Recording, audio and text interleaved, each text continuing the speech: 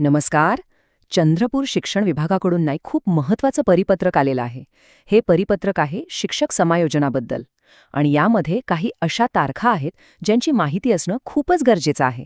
चला तर मग हे सगळं काय आहे ते एकदम सोप्या शब्दांत समजून घेऊया. तर हे आहे ते अधिकृत परिपत्रक. तारीख आहे 27 मार्च 2026. शिक्षण अधिकाऱ्यांनी हे जारी केलंय आणि याचा थेट परिणाम जिल्ह्यातील अनेक शाळांवर होणार आहे हे नक्की. पण ही जी काही सरकारी भाषा आहे याचा नेमका अर्थ काय लावायचा आणि यात ज्या सूचना दिल्या आहेत त्यांचं पालन नक्की कसं करायचं? थांबा, काळजी नसावी, आपण हेच सगळं सोपं करून पाहणार आहोत. सगळ्यात पहिला प्रश्न जो मनात येतो तो म्हणजे ही समायोजन प्रक्रिया अचानक का सुरू झाली? चला, याच्या मागची कारणं काय आहेत ते जरा बघूया. एक गोष्ट लक्षात घ्यायला हवी की हा निर्णय काही अचानक घेतलेला नाहीये. या सूचनेमध्येच तसं म्हटलंय. याच्यामागे शिक्षण संचालकांचे एक पत्र आहे, 2024-25चा एक शासन निर्णय आहे आणि अगदी नुकतीच म्हणजे 26 मार्चला एक व्हिडिओ कॉन्फरन्स पण झाली होती.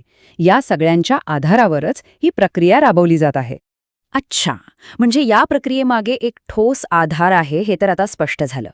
पण मग आता पुढचा प्रश्न येतो की याचा थेट परिणाम कोणाकोणावर होणार आहे? हे नीट समजून घ्या. ही सूचना चंद्रपूर जिल्ह्यातल्या सगळ्या अनुदानित आणि अंशतः अनुदानित शाळांसाठी आहे, म्हणजे माध्यमिक आणि उच्च माध्यमिक दोन्ही. याचा सरळ सरळ अर्थ असा की या शाळांमध्ये जे कोणी मुख्याध्यापक, शिक्षक किंवा कर्मचारी आहेत त्यांच्यासाठी ही माहिती थेट लागू होते. चला, आता या परिपत्रकाच्या सगळ्यात महत्त्वाच्या भागाकडे वळूया आणि तो म्हणजे याचा वेळापत्रक. कोणत्या तारखेला नेमकं काय करायचं आहे ते आता व्यवस्थित समजून घेऊ. हे वेळापत्रक जरा काळजीपूर्वक बघा. 28 मार्चला रिक्त आणि अतिरिक्त जागांची एक यादी प्रसिद्ध होईल. आता या यादीवर जर कोणाला काही हरकत घ्यायची असेल तर त्यासाठी 30 मार्चपर्यंतची मुदत आहे. त्यानंतर 2 एप्रिलला या सगळ्या हरकतीवर निर्णय घेतला जाईल. मग 3 एप्रिलला अंतिम म्हणजे फायनल यादी लागेल आणि शेवटी 5 एप्रिलला प्रत्यक्ष समायोजन शिबिर घेतलं जाईल, म्हणजे एक एक टप्पा ठरलेला आहे. ठीक आहे, वेळापत्रक तर आता आपल्या सगळ्यांना स्पष्ट झालंय. पण यानंतर शाळा आणि विशेषतः मुख्याध्यापकांची नेमकी जबाबदारी काय असणार आहे याबद्दलही यात स्पष्टपणे सूचना दिलेल्या आहेत. आणि हा मुद्दा अत्यंत महत्त्वाचा आहे.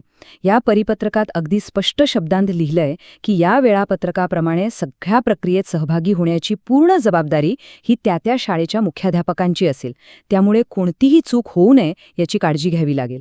माहिती सगळ्यांपर्यंत वेळेवर पोचावी यासाठी सूचनास माध्यमांचाही वापर होणार आहे. सूचनेनुसार हे वेळापत्रक व्हॉट्सॲप ग्रुप्सवर सुद्धा पाठवलं जाईल. त्यामुळे काही नवीन सूचना आली किंवा काही बदल झाला तर त्यासाठी या ग्रुप्सवर लक्ष ठेवणं खूपच महत्त्वाचं ठरणार आहे. तर ही होती चंद्रपूर शिक्षक समायोजन सूचनेची सविस्तर माहिती.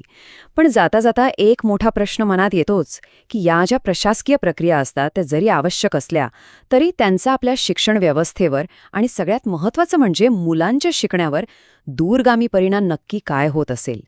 खरंच विचार करण्यासारखा प्रश्न आहे, नाही का?